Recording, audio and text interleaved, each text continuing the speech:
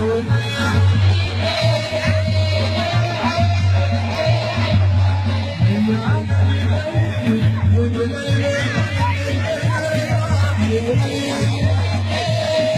are in Morowe, on the east bank of the Nile, 215 kilometers from the confluence of the Blue and the White Nile, located in the present-day Sudan, the capital of ancient kingdom of Kush, which existed from around 10th century BC until maybe the 4th century AD.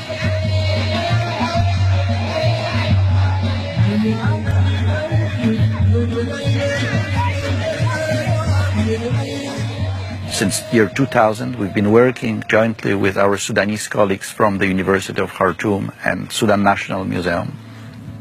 Excavations started in 1909 when John Garstang, archaeologist from the University of Liverpool, began his excavations. Some of the objects were donated to the Royal Ontario Museum, where they form the core of our Nubian collection.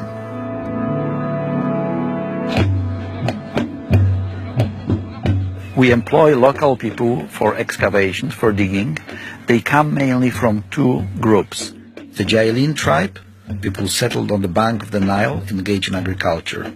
Another group are the nomadic people such as the Kababish and other tribes who live out in the desert, but sometimes during our excavation season they come here. Among them I am sure many have the genes, the blood of ancient Meroites, since they have been living here for generations. The first to mention it by name was Greek traveler and historian Herodotus, who in his book mentioned Morowe, the wonderful rich capital of the kingdom of Ethiopia, as he called it.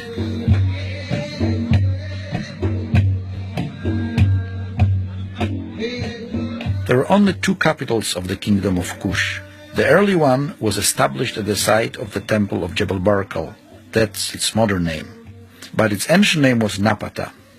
It was established perhaps in 8th, 9th century BC as a Kushite town, but the temple was actually built by Egyptian pharaohs when they conquered Nubia.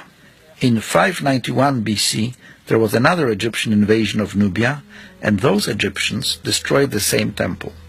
Perhaps because of that, and the fear of a future invasion, around 300 BC, the kings of Napata decided to move their capital city and the burial ground from Napata to Morowe.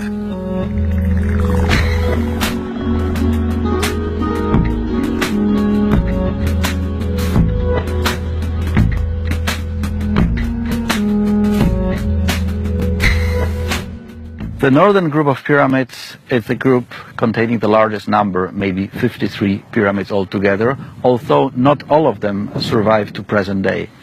Some were completely ruined in antiquity, but many, unfortunately, were destroyed by the 19th century robber archaeologists. Travelers like Giuseppe Ferlini, an Italian from Bologna, who explored many of the pyramids searching for gold. And believe it or not, he actually found gold treasures in the pyramid of Queen Amani-Shaheto from the 1st century AD. When dismantling the pyramid, he found in the core of the pyramid, and not in the burial chamber, a vessel containing many beautiful jewels.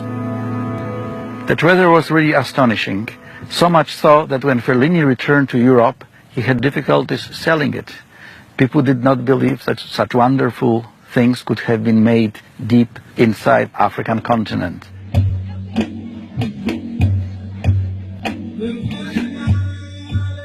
In front of the pyramids, the kings or queens would erect chapels with scenes depicting the funeral and representations of a ruler on his way to the afterlife.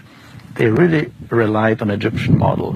Not only the scenes were those from the contemporary Egypt of Ptolemaic rulers, but the texts were also written in Egyptian. The shape of the pyramid is also interesting because they are once again different from the Egyptian pyramids. First of all, they are smaller, but they are also much steeper. And the point at the top did not end in a pyramidion, but rather there was a strange round structure, perhaps to reflect a sun disk, or the association between the dead ruler and the sky and the travel in the company of the sun god Ra.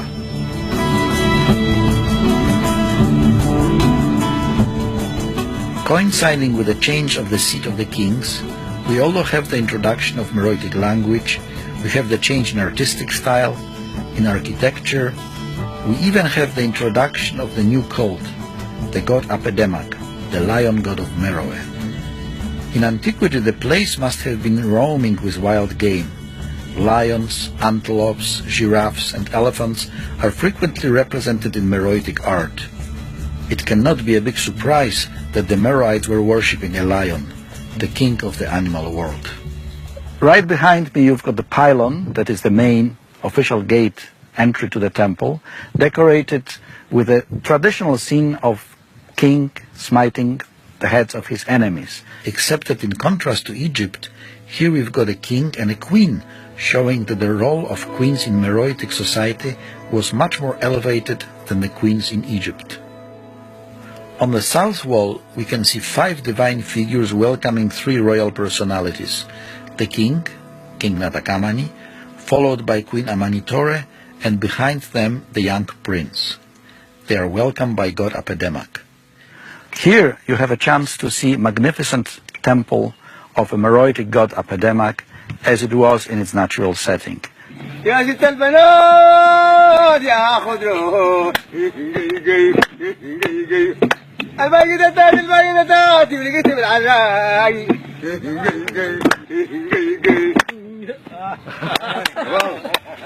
The kingdom, which extended from the first cataract of the Nile near Aswan in Egypt all the way up the river to the Sudanese-Ethiopian border, had many accomplishments.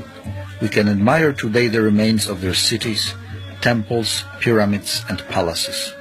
The Meroites produced beautiful art, beautiful jewelry, objects of daily life, many of them now in museums, including the Royal Ontario Museum. Archaeology of ancient Sudan, also developing, is still at its early stages. There are whole cities to be discovered, temples to be excavated.